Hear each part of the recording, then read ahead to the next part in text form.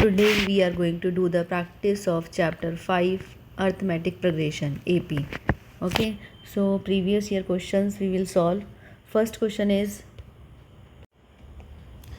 what are the main formulas? क्या क्या main formula इसमें होते हैं? दो ही मेनली होते हैं. nth टर्म का what is the formula for the nth term? an equals to a plus n minus 1 into D. an equals to a plus n minus 1 into D. ये होता है nth टर्म का formula, where a is the first term. Where a is the first term, n number of terms, d is a common difference, and an is the nth term. an is the nth term. ठीक है, ये हमारे हो गए पूरे इससे related term, first formula. ठीक है, अब सेकेंड आइडेंटिटी क्या इसमें यूज़ होती है? What is the second identity? First identity is this one, an equals to a plus n minus 1 into D. ठीक है, सेकेंड आइडेंटिटी भी आते हैं. What is the second identity? Here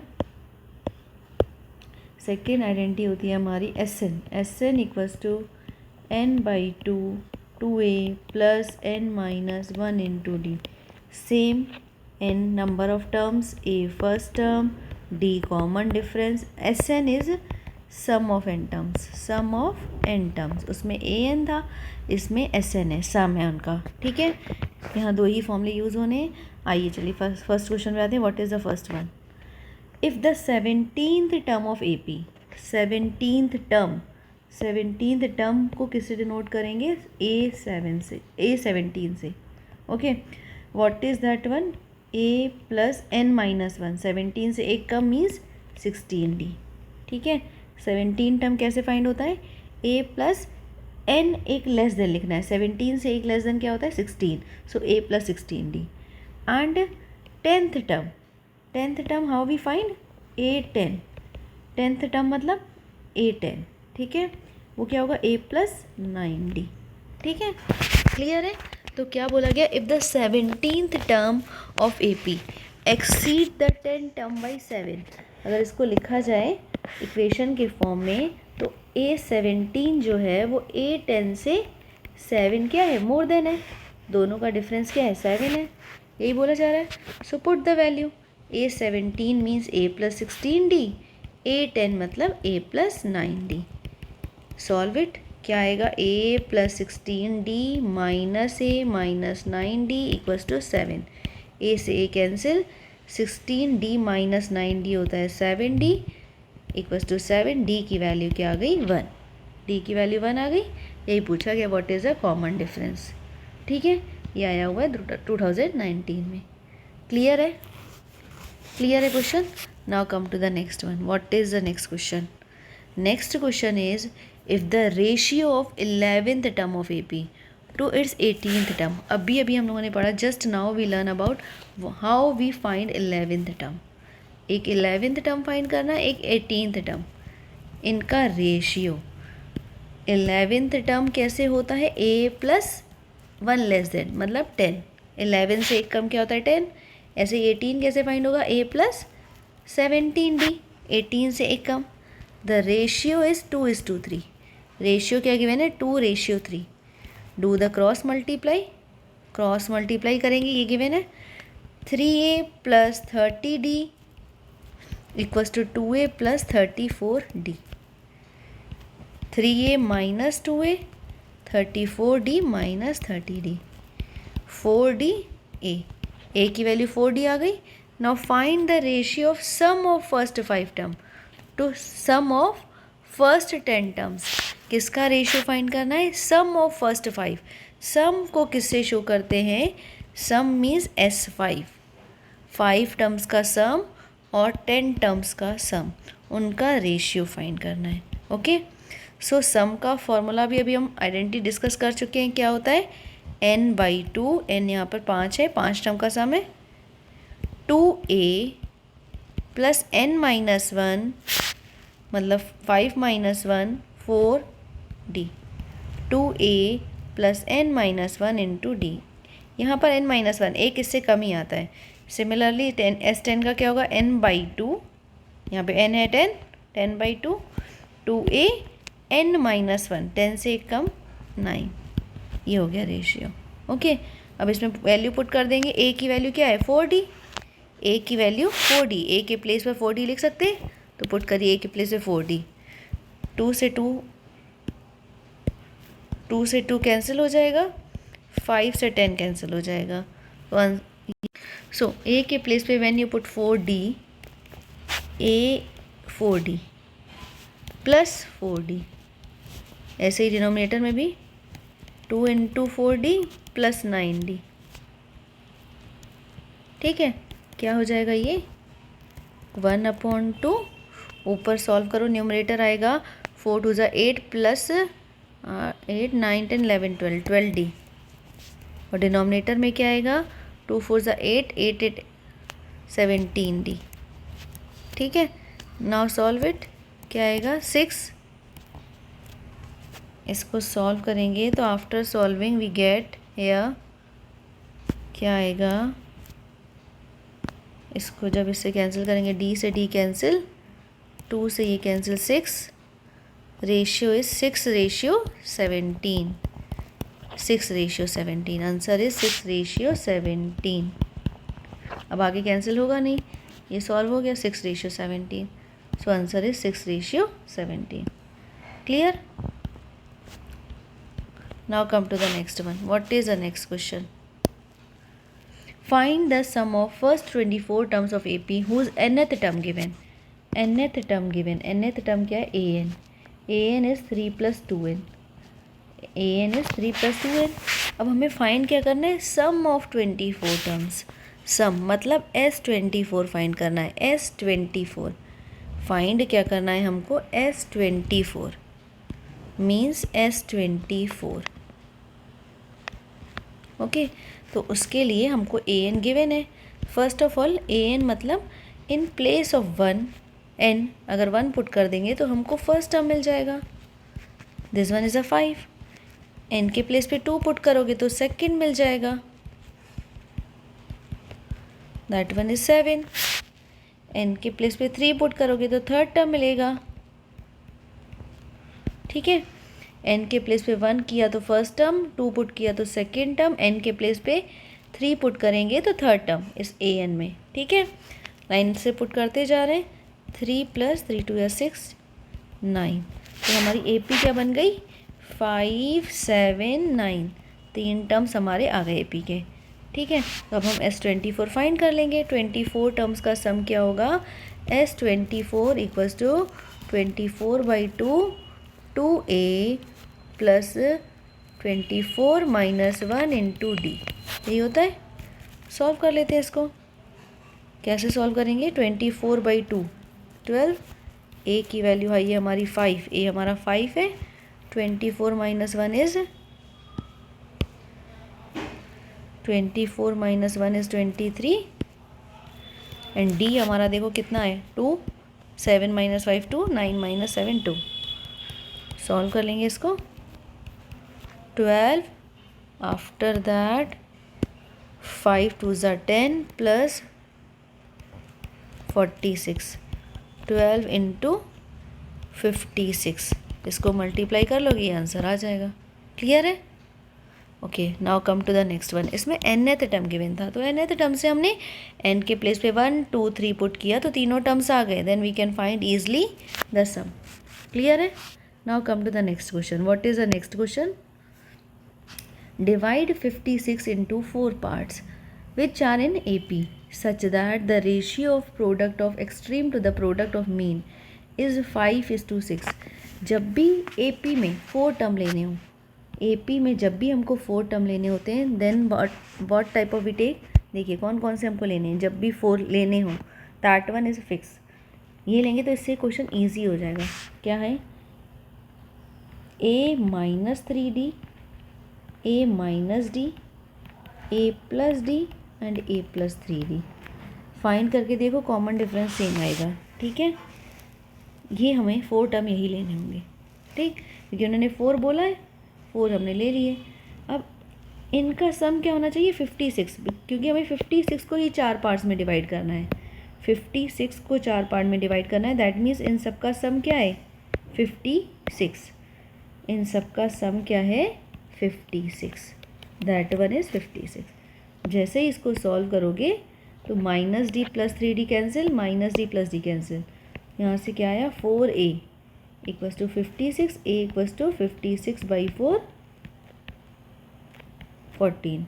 a की वैल्यू क्या आ गई 14, a की वैल्यू आ गई 14। अब नेक्स्ट क्या बोला गया है, सच दैट, 4 हमने नंबर लिए, such that the ratio of the product of extremes to the product of means, मतलब जो सबसे लास्ट वाले, एक्सट्रीम मतलब सबसे लास्ट वाले, मीन मतलब बीच वाले, इनका जो प्रोडक्ट है उनका रेशियो क्या आ रहा है 5:6। तो ले लेते हैं ratio product of extreme, extreme वाले a minus D, sorry a minus 3d and a plus 3d, ठीक है। और प्रोडक्ट ऑफ मीन मतलब बीच वाले, बीच वाले का प्रोडक्ट क्या है a minus D and a plus D is 5:6, ठीक है। Now solve it, cross multiply कर दो।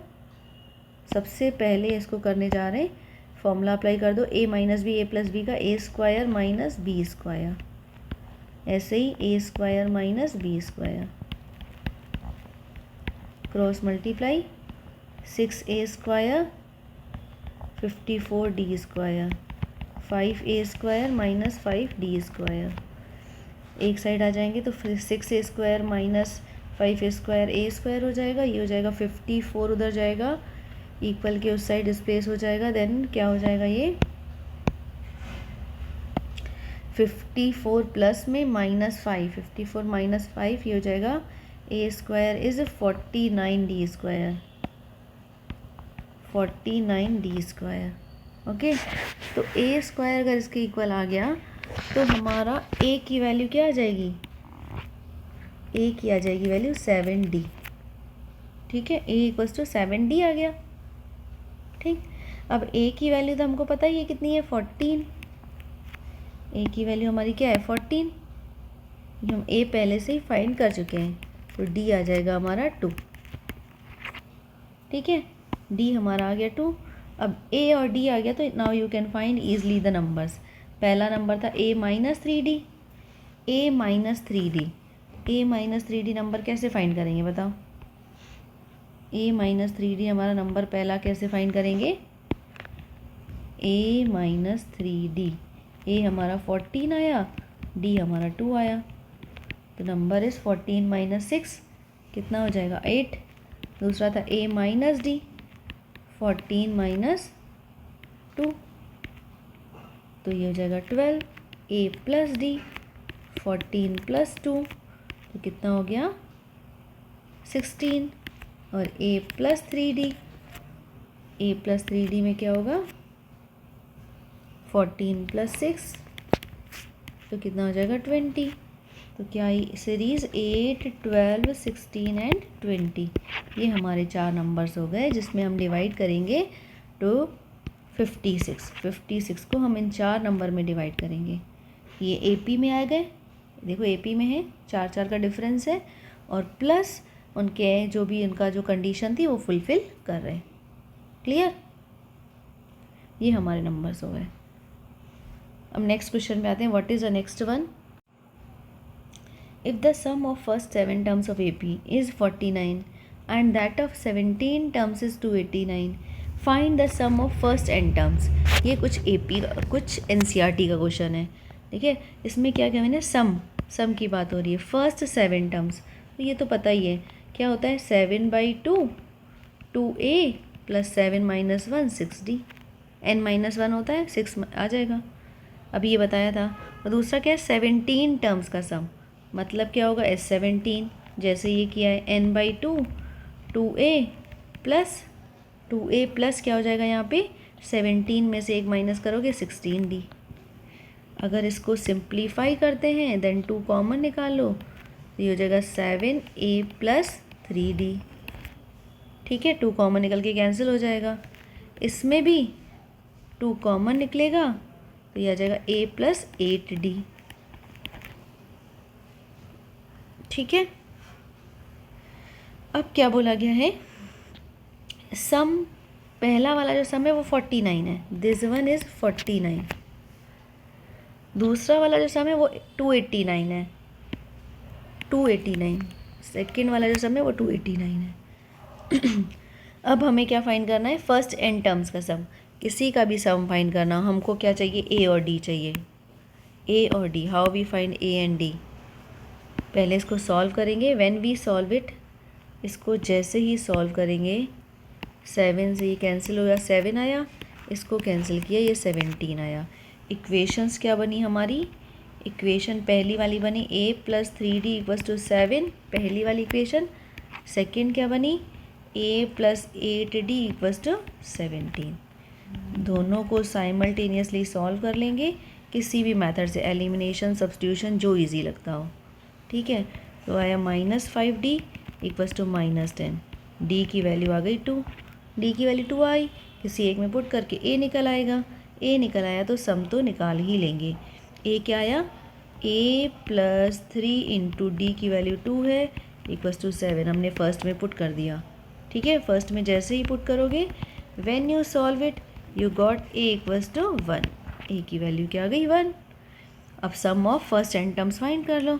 कैसे फाइंड करते हैं, सम का फॉर्मूला लगा दो, उसमें n के प्लेस पर n ही लिखना है, n के प्लेस पर n लिखना है। चलिए देखते हैं कैसे फाइंड करेंगे। First sum of first term, Sn find करना है, Sn n/2 2a + n - 1 × d, sum find करना है। n टर्म्स का है तो n को चेंज नहीं करना है। और a की वैल्यू क्या आई थी, what is the value of a,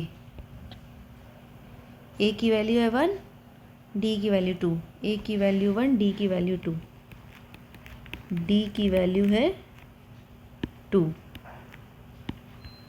in place of d we put 2। जब सॉल्व करोगे तो answer is 2 + 2n - 2 n/2 × 2n, this cancel, n², answer is n²। Clear, answer is n²। क्या क्वेश्चन था, फिर से देख लीजिए एक बार। सम ऑफ फर्स्ट 7 टर्म्स दिया था 49, तो हमने वो सम का फॉर्मूला लगाया। 17 टर्म्स का सम 289, 17 टर्म का सम का फॉर्मूला लगाया। Sum of first n terms find करना था।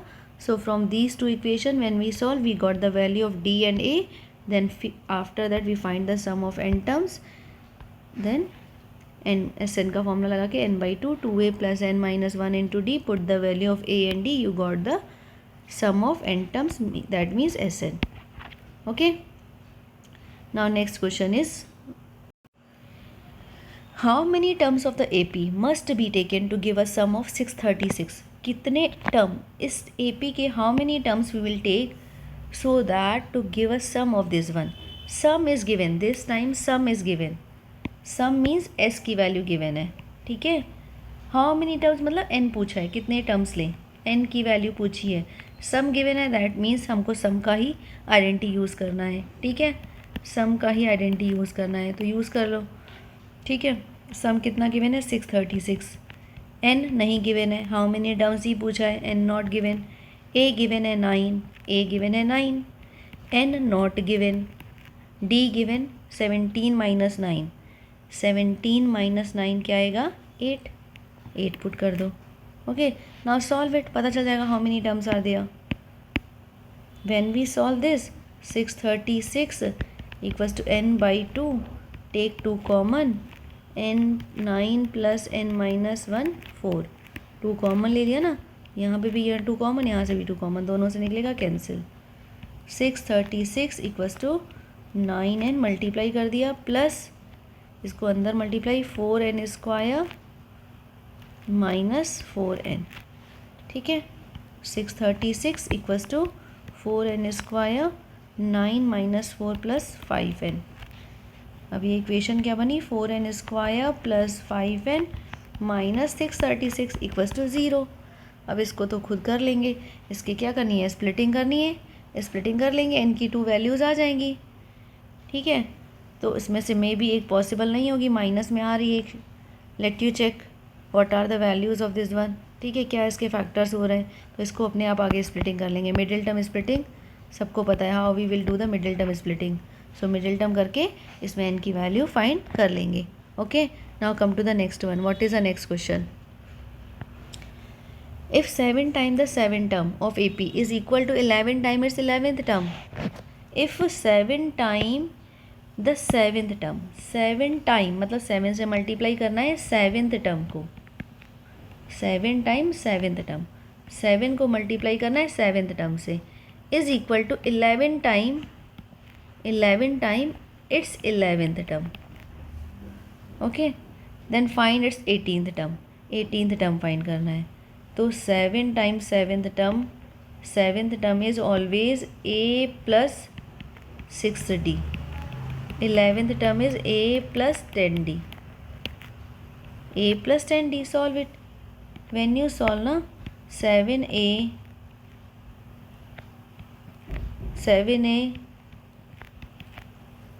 42d, 11a plus 110d. When we solve 7a minus 11a, 110d minus 42d minus 4a equals to, what is the value when we subtract 110 minus 42? 110 minus 42 is 68d. a is minus 68 divided by 4, that means 17. a is minus 17d. a is minus 17d. अब हमको find क्या करना है? 18th term फाइंड करना है. 18th term क्या होता है? a plus 17d. हमेशा 18 है तो 17 कम होगा, और a की वैल्यू हमने क्या फाइंड की है? Minus 17d. a की वैल्यू माइनस 17d है, ये प्लस 17d. दोनों को सॉल्व करेंगे, क्या आएगा? 0. So answer is 0. 18th term क्या आ गया? 0. क्लियर है? ठीक है, फिर से एक बार देख लीजिए. 7 time the 7th term. 7 time क्या करना है? 7th टर्म को 7 से मल्टीप्लाई करना है. वो किसके इक्वल है? 11 time its 11th term. 11 time मतलब 11th टर्म को 11 से मल्टीप्लाई करना है.